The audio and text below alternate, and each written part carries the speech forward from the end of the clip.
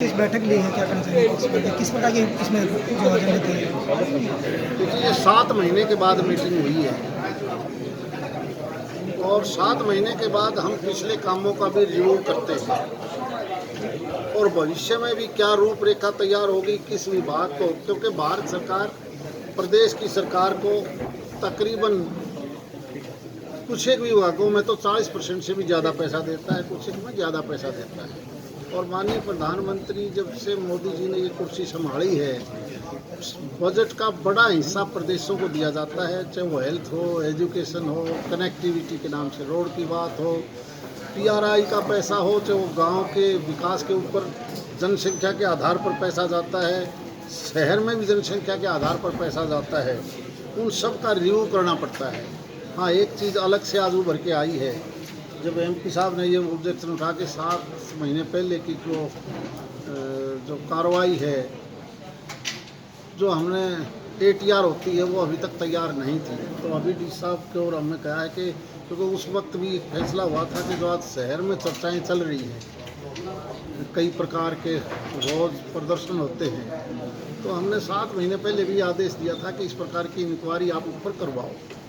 और वो कहीं ना कहीं वो इंक्वायरी नहीं करी गई। इसलिए दोबारा से आदेश दिया है कि उसकी इंक्वायरी स्टेट विजिलेंस से करवाओ, चाहे वो किसी प्रकार के काम हो पिछले 5 साल के, जिसमें चाहे वो अमृत योजना हो, दूसरे काम हो, तीसरे काम हो। और केवल यही नहीं, बाकी के भी विभागों की जहाँ जहाँ भी हमें इस प्रकार की नज़र आ रही है, खासकर मनरेगा है, क्योंकि हमने पलवल और मेवात की कई बार खबरों में सुनते हैं कि वहाँ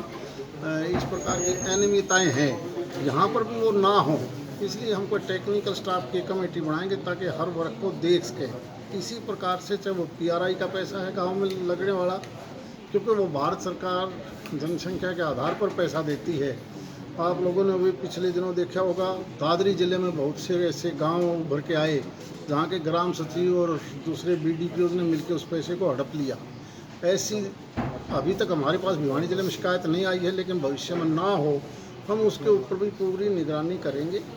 और जितने भी, क्योंकि आज के दिन गर्मी का समय है, पीने का पानी हो, पशुओं का पानी हो, इरिगेशन की बात हो, नई स्कीम जो हरियाणा सरकार ने डाली है, हर घर में नल में जल, और इसी प्रकार से क्लस्टर बना के FPO के माध्यम से, क्योंकि भारत सरकार 2015 से ऑर्गेनिक फसल के लिए एक प्रोजेक्ट प्रधानमंत्री जी के निर्देश पर बना था सारे देश में, जिसमें तकरीबन 12,000 रुपया प्रति एकड़ जो ऑर्गेनिक फसल तैयार करेगा उसको दिया जाता है। लेकिन कहीं ना कहीं गलती से वो 3 साल पैसा आने के बाद हम खर्च नहीं कर पाए प्रदेश भर में। अब दोबारा से वो पैसा कैसे खर्च किया जा सकता है, ऑर्गेनिक खाना पीना, खाद्यान्न पदार्थ, सब्जियां कैसे पैदा की जा सकती है, और किसान भी की भरपाई भी कैसे हो, उसके लिए दोबारा से हमने क्लस्टर बनाने के लिए आदेश दिए हैं। उसकी मीटिंग भी दोबारा से करेंगे। तो इसी प्रकार की आज ये मीटिंग थी, जिसका तकरीबन 2.5-3 घंटे चली है, और नेक्स्ट मीटिंग में कुछ एक एजेंडा हमने 3 मई को लिए। तो फसल बीमा और इस प्रकार की जो, हाँ, इस प्रकार की शिकायतें हैं कहीं ना कहीं, क्योंकि रेवेन्यू के अधिकारी कुछ और अलग से रिपोर्ट करते हैं,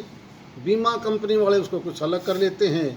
और एग्रीकल्चर वाले कुछ अलग लिख लेते हैं। तो तीनों को इकट्ठा करके देखेंगे तो डी साहब को यही कहा गया कि तीनों को इकट्ठा करो, ताकि इस प्रकार के जो कहीं ना कहीं ये शिकायतें हैं वो दूर की जा सके। सर, मनरेगा पर भी प्रश्न चिन्ह उठाया गया, विरोध नहीं, यहाँ मनरेगा का प्रश्न चिन्ह तो नहीं उठाया। जो मजदूर संगठन है जो इस प्रकार का उठाते हैं, काम नहीं मिलता है, सिटी में नहीं, काम नहीं मिलता। तो हमारी देखो, सारे देश के अंदर मनरेगा एक ऐसा अभियान है, ये एक कानून है। मनरेगा कोई विकास के लिए नहीं, मनरेगा एक कानून है कि लोगों को हमने रोजगार देना है, और रोजगार सबको मिले। जिसके पास रोजगार नहीं है, साल में 100 दिन हमने उनको रोजगार देना निश्चित किया हुआ है पिछले कई सालों से। अगर आपके पास भी कहीं डिमांड है तो आप बताइए।